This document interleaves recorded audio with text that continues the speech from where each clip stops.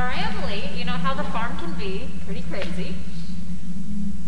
Let's see. So this morning, most of the trainers went to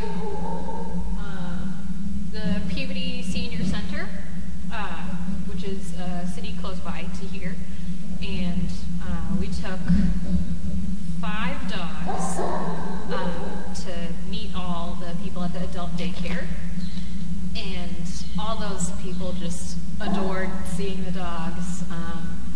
The dogs, it took a little bit of time for them to warm up to going up to people, but most of them did great. So we took Evie, Bianca, Chloe, Percy, and Duke. And Bianca is just Miss Social Butterfly. So she's just like, okay, I'll go to you, I'll nibble on your chin, I'll give kisses to you. And Chloe, she's not antisocial, but she's also more interested in the dogs around her than the people. So all the people wanted to like touch her, pat her, because she was the only, no, she wasn't the only Merle, but she was less scared than Evie, so they all wanted to pat her because she's gorgeous. And she was just like, I'll sniff your shoes, and she will just like walk by an outstretched hand. But she did let a lot of people pat her a bunch, but she was getting restless. She wanted to play with Duke and Bianca. Duke, he's so funny. When he wants to, he'll just lie down. He's just like, I'm done, I'm gonna rest. So you're just stuck looking at him like, okay buddy, why don't you go say hi to people? But it wasn't out of fear, it was just, that's who he is as a dog sometimes. But it was really good. It was very good for the dogs and the people. And they would like us to come again, so that's great. Pre-COVID, we used to do that a lot. Carlene and Judy went to a lot of senior centers, adult daycare, stuff like that. So hopefully we can do that more.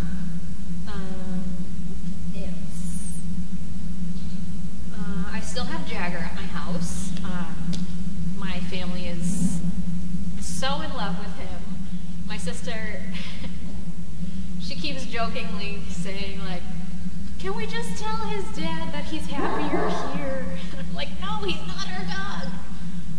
But we're just taking care of him for as long as it's needed, and John can see him whenever he's available to. And eventually, after Jagger's surgery and when he's more healed, he'll be able to go with John and Turby. And just live there again. And I'll be back down to 2 dogs, which is perfectly fine with me. I'm just gonna look on Explore to see if there's any questions. What else? Highlight of my week was Jasmine. I took her to Home Depot yesterday, and I did not have a single complaint about her. There weren't pretty much any corrections that I needed to make. She was just focused the whole time. She was sturdy, which was great. Jasmine has been getting pretty bored with all of us. She knows that none of us need her to walk. All of the trainers, she can tell the patterns that we often end up in if we're going to the same stores or whatever. If it's not a new environment, she's getting bored. So Home Depot we hadn't been to in a while, and she just did great. She was on it. At one point, I had her just standing stay, and I walked away for probably 10 feet or so, and then with my back turned, I did a fake fall. And she came running, and then she laid down next to me just like she's supposed to, and she looked at me like, okay, grab on, I'm gonna help you up. And I was just like, you're ready, you're perfect. Let's see. So I was just very proud of her. Nessie and Callie are awesome. For the age they are now, they have the appropriate level of confidence and the appropriate level of fear being out. So I'm not worried about any of that. They both love going in the car. They jump in the car, they sniff around a bit, and then they lie down and go to sleep, which is exactly what we want them to do. I took Callie to downtown Ipswich the other day, and we went into the post office, the bank, and the Richdale gas station convenience store or whatever. She was great. She one-stepped up the stairs perfectly for me, and just walking in general, she matched my pace. And most of the traffic that went by there didn't bother her. It was just a big truck that did scare her. So I was impressed. I will check the toys in 10 after I'm done on here. After the dogs are tucked in for the night and I leave, is it hard not to worry about them?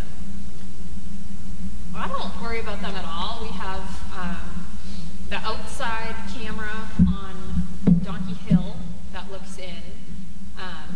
Matt the cowboy sleeps in the training room, which is very close to the barn, so if anything happened, he'd be able to see.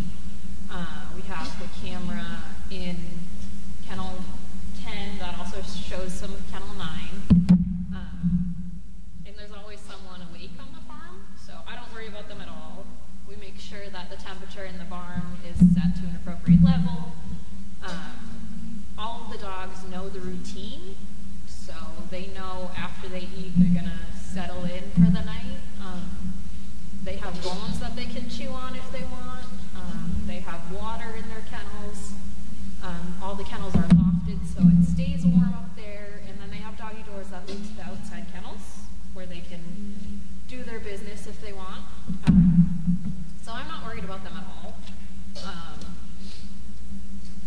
Of course, it's more comfortable to be in a person's home on a bed, but we try not to form attachments to the dogs and take them home all the time because we don't want them to get attached to us, because then it would make it harder for them to get attached to their person.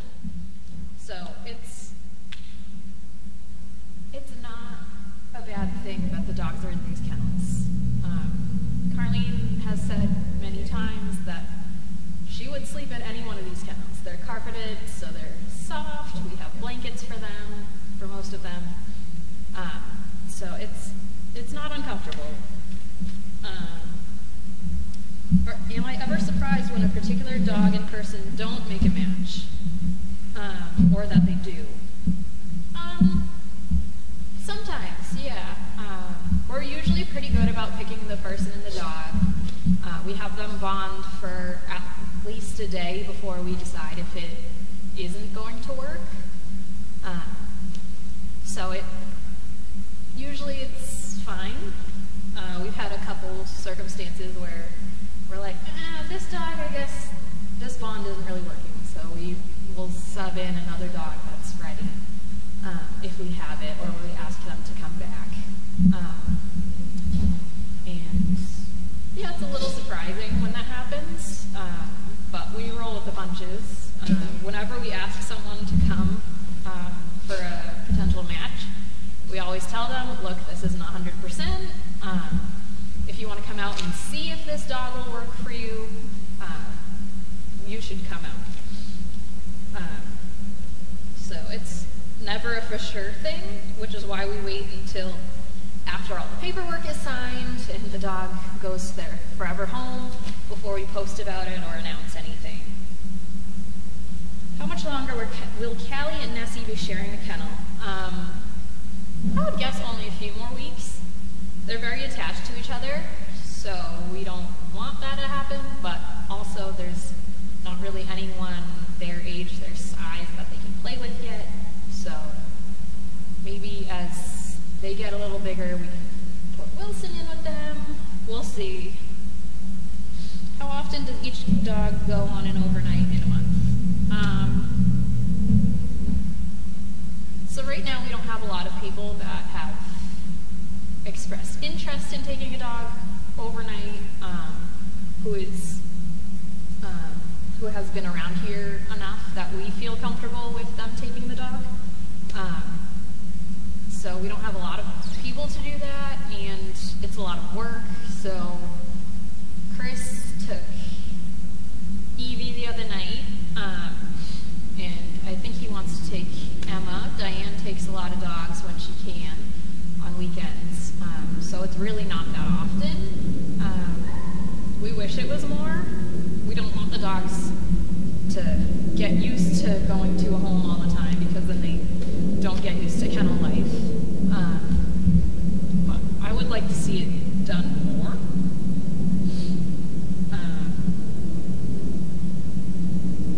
Alright. I have to go help with feeding, so I hope this was kind of informative. I'm sorry, I just tend to babble. But I hope you guys have a good night.